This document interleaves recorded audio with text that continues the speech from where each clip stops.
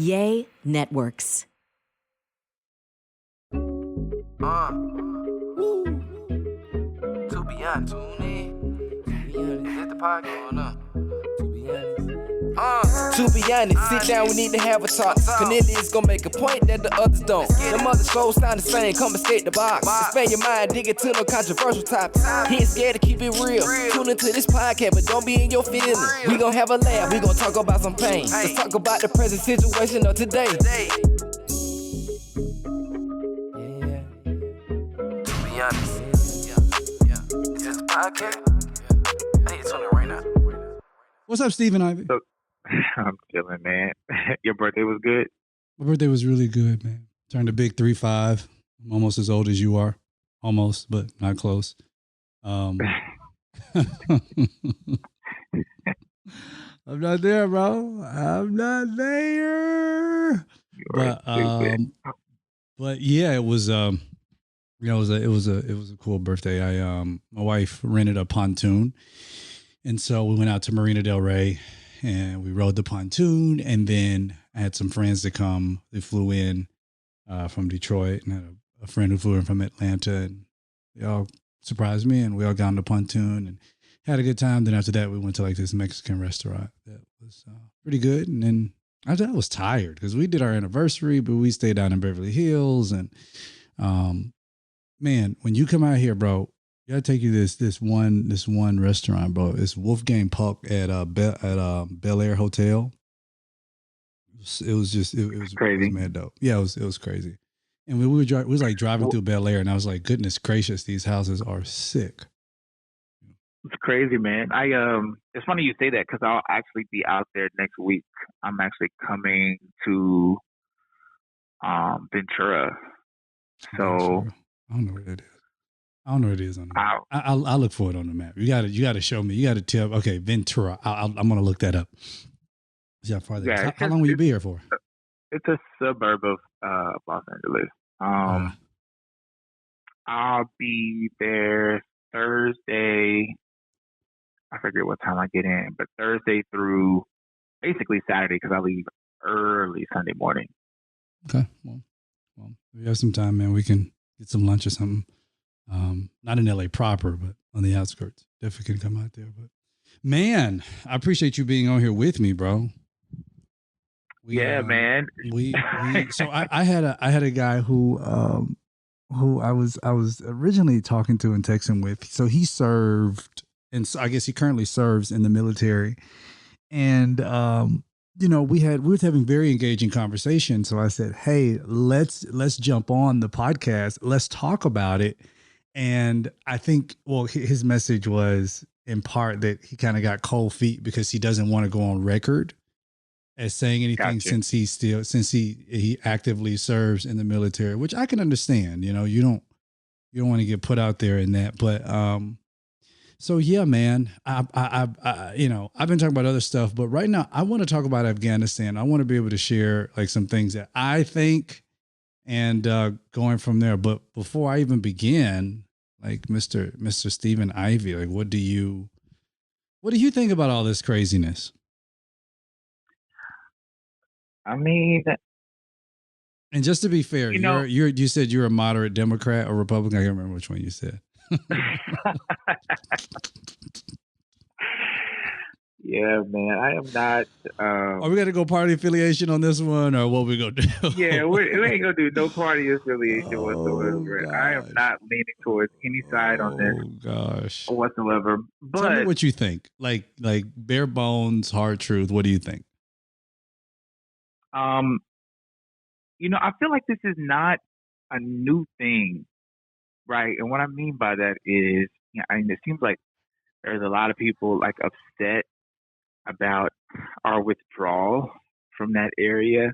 And the reason why I say it's not new is because I feel like we've been talking about this for a long time. I feel like we've been talking about the United States getting out of that area for a long time. Like, this is not new information. It's not like, oh, man, why would we do that? Like, we've been talking about doing that we have. For a long time. And I think that the way it's had to happen isn't ideal, for either party. I think primarily because we care about those people in Afghanistan. But I think it's not something that the U.S. is primarily responsible for at this point. Like we are not responsible for handling every country's issue. That's also a highly criticized part of this too. Like, people are always criticizing the United States about our involvement in other nations' affairs for no apparent reason other than the fact that we think we can help everybody. And we got Chicago killing each other every day, and we're over in Afghanistan trying to help them get their lives together. So, I mean, I just think ultimately I hate the way it happened. Of course, if you've got a soul at all, you hurt for the people of Afghanistan who feel like now that they're under Taliban rule that, they're not going to be able to live their lives the way they want to and could ultimately face death. But, and that's sad. It really is. And I think that's like a United Nations issue, not an American issue. Not America needs to be the one to come in and swoop in and help save everybody and show them how to have a military and blah, blah, blah, which we've been doing for over 20 years. It's like at some point you got to want to help yourself. And if you're not willing to stand up to the Taliban, then why should we? Oh, honestly, we're going to stand up to them when they come over here. Right. But when they come over there, like, well, why, Well, and I say this to say I agree with you. I think the past administration, the idea was America first. So it was, hey, we need to stop some of these costly wars, and we need to pull out. So, the past administration, the goal was to reduce the number of troops, ultimately get, take ourselves or remove ourselves from the situation in Afghanistan.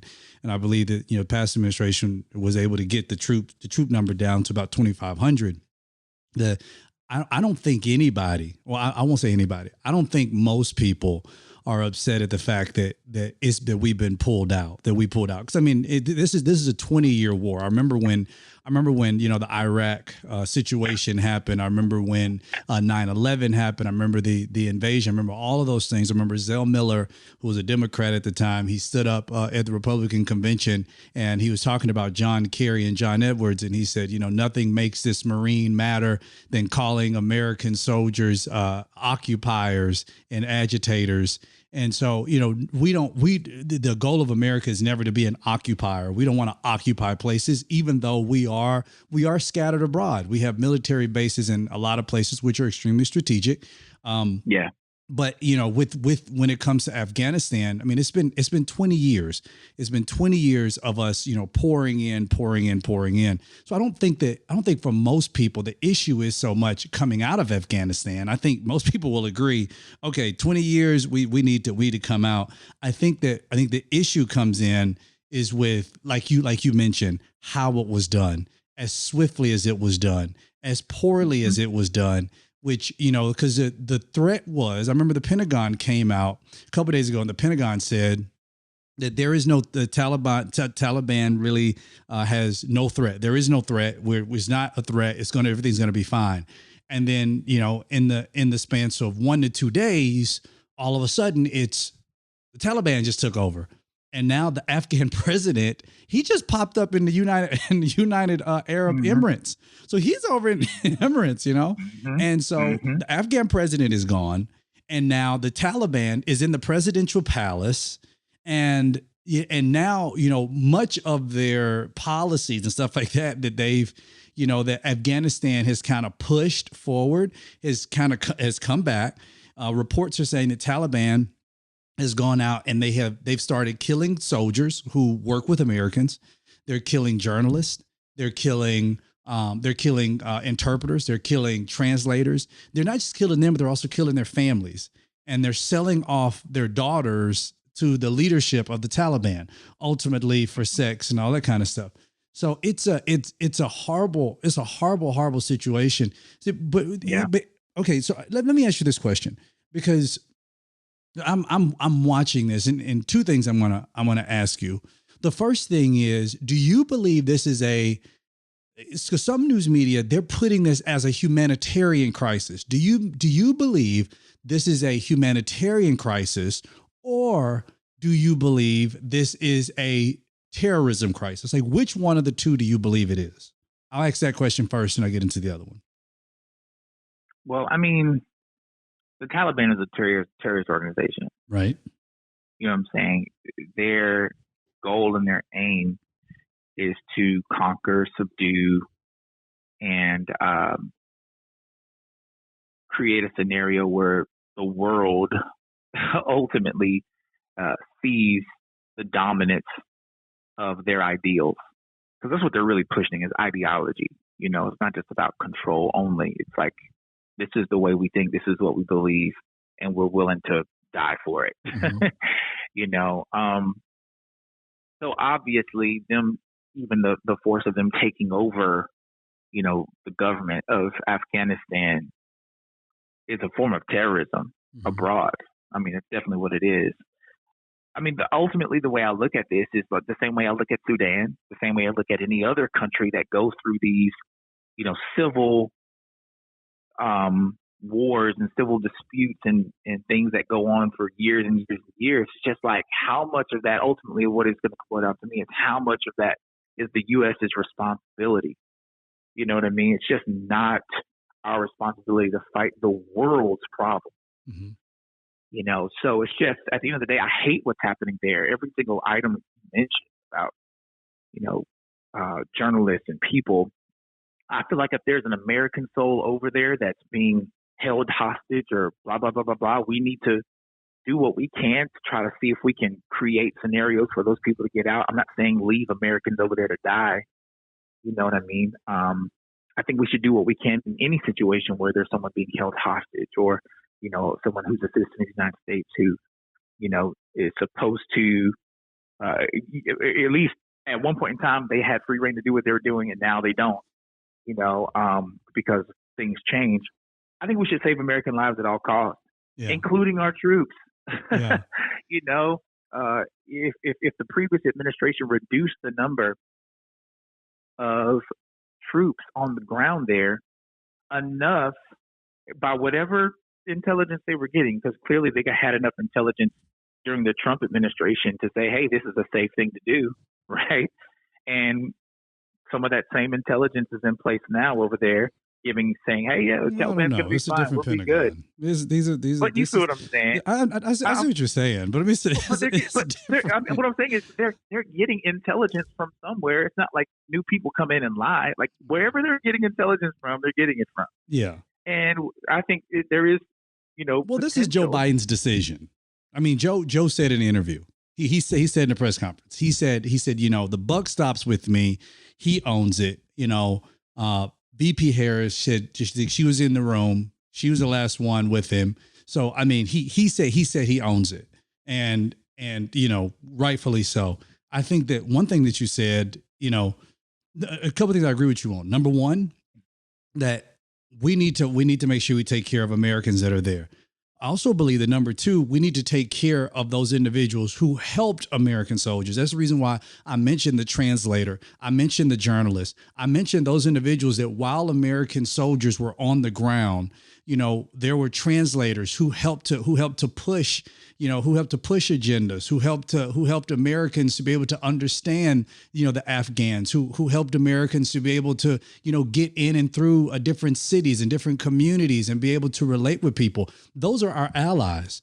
And again, going back to the way that it was done, I wish those individuals would have been taken out.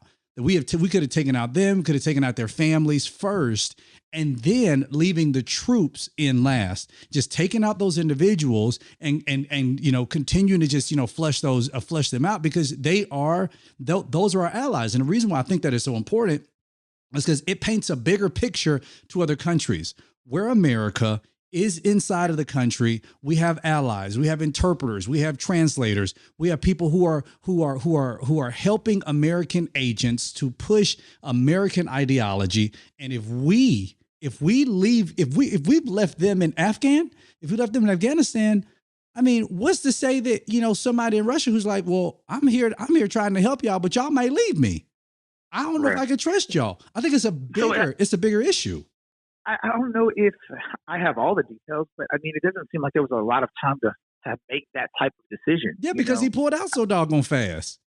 But that's what I'm saying. He got in there and hit it quick and left. I think I feel like at some point, you know, when the takeover starts happening and you realize we're not equipped with who we have here to face this level of attack, at some point you do have to just make the decision to withdraw. It's like, I'm putting at risk the lives of all of my soldiers on the ground over there. Like, at some point you go, do I stay or do I leave? If I stay, it's suicide. Yeah, we got to leave. You know what I mean? And again, I mean, I feel what you're saying, and I agree. I do agree, but I don't know that we have all the intelligence to know that that's exactly how it went down. Well, I mean, at the end of the day, you make a decision. You have to make it quick to preserve life. Right, but from what we've read and from what we've been provided, it was he reduced it down, pulled the soldiers out, and then realized, oops, bad mistake. And then I think it was sent 6,000 more soldiers back in. He had to send soldiers back in because of the unrest to try to calm it down. And so my thing was, you know, I don't know the intelligence that led up to it. I wish I was been in the meetings. I've heard some of the interviews of people who said, you know, I warned them. I've been trying to tell this administration. I was trying to tell them to get the people out first, get those people out first. And I believe that, you know, before we just pull out all of our troops, that we take the time to really begin to take those individuals out. Cause I think it's a bigger issue. But now moving on to this thing, Stephen, let me ask you this. So I think the open border is a big issue. Okay. I think the open border is a bigger issue. And now for me, I'm going to say for me, it becomes an even bigger issue right now with Taliban. You know, on CNN, they were saying, you know, CNN is so crazy. They were shouting death to America, but the journalist was like, but they seem like really nice people. I just don't understand that. I don't understand the hypocrisy. But anyway, so with that and the open borders, do you see a correlation?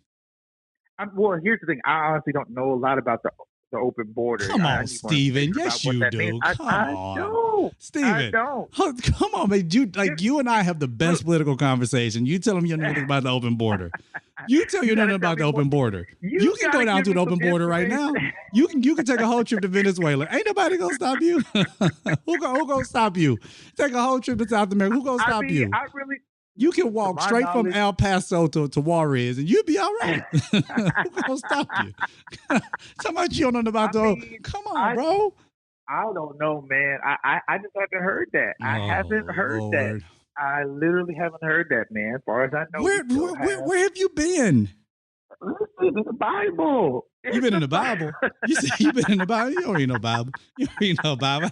Did you just lie on God like that? You said you've been in the Bible. I've been in the Word. Oh no, no. But no, man, Scripture and verse. What chapter you on? Man, see, you can't name your chapter. Realistically, I just feel like when it comes to open borders in America. Yes, I don't think anybody should just have the authority to free flow in and out of this country without checks and balances. Of course, I don't think any American thinks that. You know, I think our policies on immigration and citizenship in this country just have a lot of work to do. You know, the way that we get people in and out of this country and how we do it matters, you know, because again, talking about the way it makes us look to the rest of the world, America's supposed to be that land of the free and the home of the brave, where I can go find solace, where I can go find opportunity. But we don't really create a clear path, or at least one that makes sense for people who are trying to do that. But in the long run, I think our first priority is the safety and protection of citizens that do reside within this country, and putting that first. So, I mean, that's how I've always felt about the border. That's how I've always felt about immigration. I don't know if that ties into your conversation here, but that's how I feel about it. So, and the only reason why I bring it up is because, do you remember the terrorists who came into America and ultimately hijacked the airplanes? And I know some people can say it's an inside job, whatever. But you remember the terrorists who hijacked the airplanes? They hijacked the United airplane the two airplanes that flew into the World Trade Center, and then the airplanes that flew. They tried to hit. I think they hit the Pentagon, which for the life of me, I can't understand how a commercial airplane would ultimately hit the Pentagon. But nonetheless, you remember how they got into the country? No. Now, if my memory serves me correctly, they got in through the border. And the reason why, I think this is such a reason why I bring this conversation up. I'm not talking about immigration policy at the moment. I'm talking about the threat to America. Yeah. When I hear people, when I saw this happen, Taliban took over Afghanistan, the first thing I thought was there will be another 9/11 attack. At least there will be many attempts to give another 9/11 attack. And, an enemy is going to always find the easiest way to get in. And the easiest way for them to get in, I mean, if they go by airplane, they're going to get caught. If they go by ship and they dock somewhere, they just might get caught by the Coast Guard. However, if they fly into South America or they fly into Mexico or they fly into those places, they blend in. They come in through the border and then they get into America. And when that happens, now they become, they now become part of society without, seems to me, no stringent checks and balances. At that point, they can then have a field day. You got to remember, we have Black Hawks over there in Afghanistan that we left behind. We have brand new tanks. We basically left them Christmas. They have guns. They have everything that they need right now. I mean, they have missiles. They have everything that they need that was ultimately Americans. And a lot of that stuff I would think was probably brand new because we just passed a bill that ultimately, the past administration, his whole thing was passing a bill that would ultimately increase the military, because his whole thing was, I need to increase our military and increase our defense systems. So a lot of that stuff over there is probably brand new. And I'm nervous. I'm optimistic. I'm a Christian. I believe by faith. I think my reality in me says the open border spells a problem, that where they are in Afghanistan, they're already thinking we're going into the open border. They get into the open border and then boom, something else happens in America. I mean, there's certainly a possibility of that. I mean, I think realistically speaking, there's always a possibility of that. Even if they didn't come over here with one weapon, like the people with 9/11, they didn't have to come over here with any weapons. They came over here, they assimilated into our society, they waited till the right moment, and they struck whenever time was right. So I think there's always a possibility of that happening, regardless.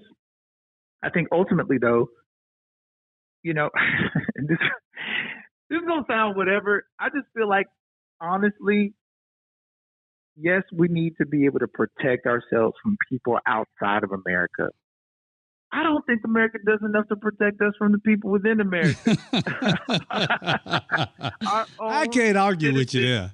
I can't argue with you there. Citizens kill each other. I can't deal with it, man. To me, white radicalists are the most dangerous terrorist organization in the world. Yeah. But we're more concerned about Afghans right now. I personally need to make sure I don't get killed when I go to church. I'm just being honest. So at the end of the day, I feel you. I understand that. And again, if that's how they're going to do it, they're going to find a way to infiltrate, even if it's through a long game approach. Let me get into America the right way. Let me assimilate into this society. Let me wait until the right time. They've done it before. They could do it again, man. And that's just the luck of the draw. That's a part of America being America. But at the same time, I do still feel like we have the strongest military on the face of the planet. And I believe if some people came over here with some ruckus, that America would be able to protect itself and not be taken over by an outside government. You know what I mean? I just cannot see that happening in today's time. So I'm not fearful of those things, but at the same time, man, I'm actually more concerned about the people within these borders than I am about the Taliban. I mean, hey, I get it, and I definitely hear you. I definitely do hear you, man. I hear you.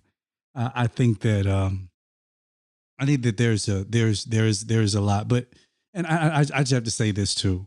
I think that with everything that's going on in the world right now, America just looks less stable. And for America to be the superpower. How so though? How so? What do you mean how so? We have the threat of inflation. We have right now you have this whole vaccine rollout thing where you have this clear divide that's taking place right now between anti-vaxxers and vaxxers. You have political parties that are that are stern at odds. It was what I'd probably say 20 years ago, where at least you would have some sense of partisan politics, or not partisan politics, but you'd have some sense of, not just voting right along partisan lines. It was some sense of camaraderie. Nowadays you don't have that. You have extremism, which I believe is on both sides of the aisle right now. You have just what you mentioned right now. You still have riots and stuff that takes place into streets. You still have people who are getting gunned down in a lot of major cities. Major cities are literally at war. You have politicians that are, in many cases, I feel like they're just kind of turning their nose to a lot of different things. We have $1 trillion. We've already passed $1 trillion package. We're getting ready to possibly pass another one that's ultimately going to take money away from, our kids. America in itself does not, in my opinion, look like we're super strong. We have a plethora of issues right now that are taking place, which that's why I agree with you. I agree with you that, America, we cannot be the savior for the world. That was the past administration's thing. That was Donald Trump's thing. He was like, we can't be the savior for the world because we got to take care of America. America first. We need to put America first. We need to take care of our cities. We need to take care of our people. We need to take care of this. And that's why, I was in agreement with the diamond plan or the platinum plan that Donald Trump was trying to give, which he was trying to give. It was $500 billion or $500 billion, what it is, to the black community, to be able to assist the black community. Those are the things that I believe that we have to start concentrating on. Right now, we have things where we're talking about pronouns and we're talking about other things. It's like, I believe right now people around the world are looking at us and they're like, what the heck is wrong with y'all?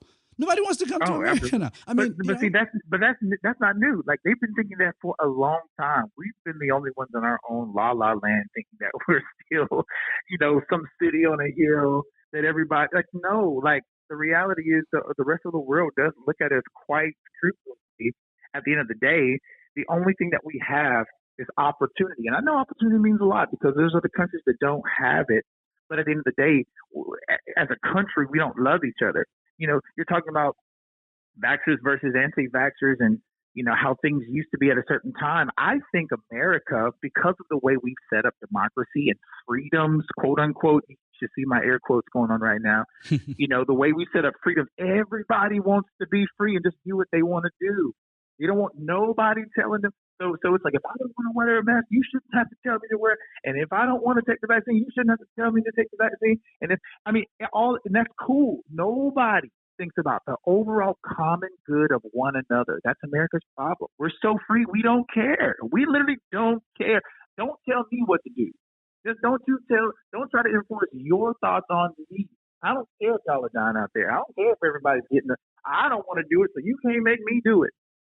That's how we think. Well, okay, but even with that, because I'm all for liberties. The crux of, I think, the libertarian philosophy is the idea that we have our own civil liberties, and while that is the case, I think the argument can even be made on the other end, where it is some things that certain people want you to agree with them on, than other things that they're like, well, I don't mind if you don't agree with me on. Like, I think when it comes to anti-vaxxers, like the anti-vaxxers that I know, and also the vaxxers that I know, but like anti-vaxxers, and they're like, well, I don't want to do that, and they used the phrase "my body, my choice." Well, you have vaxxers who, like, I know somebody who believes in vaccines, but who is strongly for abortion, and she believes, in pro-choice. And my thing was with her having a conversation, how can you in your own ideology, believe that it is okay for this woman to choose to make a decision for her body, but you won't let this couple over here choose to make a decision for what they put in their body. Her response was, because this couple is killing people. I'm like, hold on. So, because but this woman over here is gonna ultimately terminate a life, and then that comes into terms. So I think we need to have a whole new podcast about this, because what I think is happening right now is one thing, and that is dehumanization. We are dehumanizing 100%. Everyone. Yes. We dehumanize the baby in the womb, and we no longer call it a human. And when we consider it less than human, it becomes easier to terminate them. The same way we dehumanize the anti-vaxxer. We make them seem like they're the less than human. They're murderers. My wife, we have a friend who said that her father called her a murderer because she won't get the vaccine. That's dehumanization. I'm not a murderer. That's dehumanization. Yeah, 100%. That's dehumanization. So I think it can go either way. I think that whole concept of liberties, it's like, if one side is going to say we need to stand up for liberties and pro-choice, then that should be synonymous all the way around, not just when it comes to things that matters to them. I agree with you 100%. I mean, what's fascinating to me is the people who would say, and I'm one of them, right? The people who would say, "Hey, I don't want to take the vaccine," right? That's okay. What kills me is when that same person also refuses to even wear a mask. Don't just tell me to not put something in my body. I don't care if it's not about my body. I'm not going to do anything that would help serve the common good, even wear a mask. We don't even know if it serves the common good. I mean, Fauci didn't even say it served the common good. He said the mask don't work. Come on. Stephen, Fauci said he said the mask. Look, Stephen, I wear my mask on the plane. I wear my mask. Wherever it is mandatory, I wear my mask. And I believe that. I agree. I'm going to wear it. But we have to go back to the emails. Remember, in the emails, he said that the COVID particle, whatever it is, was too small. They were so small that they go straight through the mask.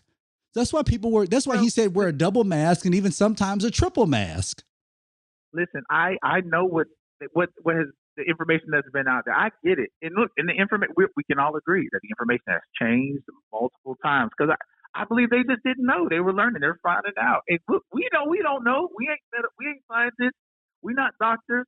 So I'm leaving it to the professionals to be able to learn as they go. That's all we can do is take the information that we can find out and what we've known over the years about viruses. But come on. I mean, who's going to finally have enough humility, regardless of our freedoms, to say, because you're one of the few that I know, who are, that are saying, hey, you know what? I'm willing to wear my mask on a plane. There are people belligerently refusing to wear a mask on a plane. There are people belligerently refusing to walk into establishments and wear a mask that say, hey, we actually mandate that you wear a mask here, which they have the right to do. And so when you see those kinds of things, you just know there's an undercurrent of people in America who just simply want to be free more than they want to serve the common good. And I get it. I understand. I'm not saying don't have liberties, but we've got to wrestle with that demon at some point, because that unity, come on, is what makes a nation strong. And I think we need to stop calling ourselves United States of America, because at this point we're the divided States of America, and that's just the simple truth. It's been that way for a long time. And I agree with that. And for that, we'll come to a close. We'll come to a close on it. But yeah, and I agree. I agree with what you're saying. Only thing and if you want to respond to this, you definitely can. The only thing that I'll add to that is I have no problem.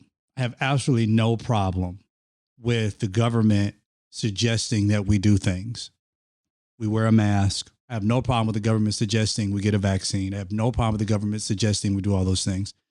The problem comes in for two things for me, Stephen. Number one, with mandates. I don't believe the government should mandate a doggone thing. I don't like government intervention. I mean, I'm all like, I'm the kind of person, I'm all for abolish the IRS. I am. I just don't like it. I mean, I hate that. So I'm taxed on the money that I make. I'm taxed when I buy something from the grocery store. I'm taxed all the way around. And I look up and my streets still have potholes in them. My police officers still don't get paid a lot. My teachers are still struggling to stay alive. I don't get that. So I'm asking myself, where are the dollars going? Okay, let's follow this. So that's the first thing. So I can't get down with the mandates. The second thing is that, dude, at some point we have to let people be able to make their own decision, and that's not something that a lot of people want right now. So, well, I do have a response to that, and it's probably not going to be what everybody wants to hear. But I'm going to be honest with you. We want you to be honest. It's to be honest. I agree with you that I don't feel like the government should be mandating things for our body, right? I'm 100% with you. Mandating a vaccine at this point goes against the freedoms of our own bodies, the wills that we have, the minds that we have to govern our personal self. I can't get down with that piece. Right. However, whenever the government doesn't do that and they make strong suggestions, hey, we really highly suggest you get the vaccine. Hey, we really highly suggest that you guys socially distance. Hey, we really highly suggest that you guys wear masks for the love of God. What happens when you try to govern an entire nation of people who don't want to follow suggestions that would potentially save their lives? You leave them alone. That's what you do. You leave them alone. What happened? You leave them alone. They don't want to. No, you can't do that. Yes, you can. They're grown. Listen, we're grown, Stephen. But listen, you I'm can't not a kid. do that if your ultimate goal is to preserve the lives of American people. Stephen. You cannot just be like, well, they're free. Let as them kill healthy each other. as you are, Stephen, you can't. You know this is not a health crisis. Okay. Listen to what I'm saying. Listen to what I'm saying. Okay. All I'm saying is we can't get mad when they say stay your behind at home. We can't be mad when they say you can't go anywhere because you refuse to follow our suggestions. Yes, we can. You can't be mad when they say, guess what? We shutting this down again. We're about to have another lockdown. You can't be mad. Yes, we can. You won't follow the suggestion. The children of Israel did the same thing. I'm not going to go and preach it, but I'm just saying, like, that's literally what we do. We have all these liberties, and we get it. We're free. But boundaries are not bondage. Come on, man. Boundaries are not bondage. But Stephen, okay? This is not you know this is not a health crisis. This is political. If this was about real American people health, are dying, Cornelius. bro. Listen, and I get that, and everybody says that. I'm not taking away from that. But you know this is not a health crisis. If this was a health crisis, we'd be talking about heart disease. We'd be talking about people's diet. We'd be talking about exercise. Well. But that's the problem. That's where the issue lies. The issue lies in the fact that our immune system is crap. We're not getting enough vitamin D of being outside. If we just push pharmaceuticals, then now I have to come to the conclusion. I had to ask myself, who's making money on the back end? Who's pushing Pfizer? Who's pushing Johnson & Johnson? Who's pushing those corporations? Who's pushing them? Who's pushing Moderna? Who's getting paid this? Because somebody's making some bread right now. Oh, if this was really about health, then you know what? We'd be giving insulin for free. If this was really about health, we'd be giving chemotherapy for free. If this was really about health, then we'd actually have health care in this country that could actually work for the people. 100%. And so that's where my issue lies. Again, suggest. I know people are dying. I know people who have died. I know people who've gotten sick. I know people who've also recovered. But here's the thing. If this was really about health, then we wouldn't be passing out free donuts for anybody who gets a vaccine. This is really about health. We wouldn't be giving away free beer or giving away cigarettes. If this was really about health, then we shut down things. We say no alcohol sales on the weekends so that we can cut down on the alcohol consumption. This is really about health, then we would start to pull away from unhealthy measures with fast food and stuff like that. We would start pushing a real health agenda. So I'm gonna bring you back on so we can talk about that, because you don't we make need to me talk about that. I will. I'll push you back on so we can continue this conversation. We need to talk about that. Because you know this ain't, bro. This is not a health crisis. This is not a health crisis. This is political. I agree, but you know, to your point, if it's about freedoms, quote unquote, then that's why they're not doing. That's why they're not doing anything about it, because they're like, people go make their own food choices. They don't have to eat unhealthy, and I agree. That's food. Well, mandate good food choices. Mandate that. Yeah, come on. Mandate exercising. I'm all about that. Mandate everybody in America, you got to walk. You have to walk every day, at least a mile. Incentivize. Because people are fat. People are overweight. They're obese. Their immune system is compromised. And their stress level is high. So of course, when you get sick, of course you're gonna be in the hospital in the ICU. You have a compromised immune system. Your body, you're overweight. You eat like trash. Of course, you're gonna have a compromised immune system, and it's gonna ravage your body without a doubt. Without a doubt. I'm gonna bring you back on. We're gonna talk about this, bro. I love you so much. I love the conversation we have because they get intense, and I love it, man. All y'all out there, to be honest, land, man, I appreciate y'all always rocking with me, always joining me. Yo, make sure you share this with 1 or 2 of your cousins. Let them know, yo, we talking about Afghanistan, and we also talking about mandates and stuff in there too. My brother had to bring it up, so we had to talk about it. So y'all, man, I love y'all so much. God bless y'all. Make sure y'all stay up. Intro deuces. We out. Peace.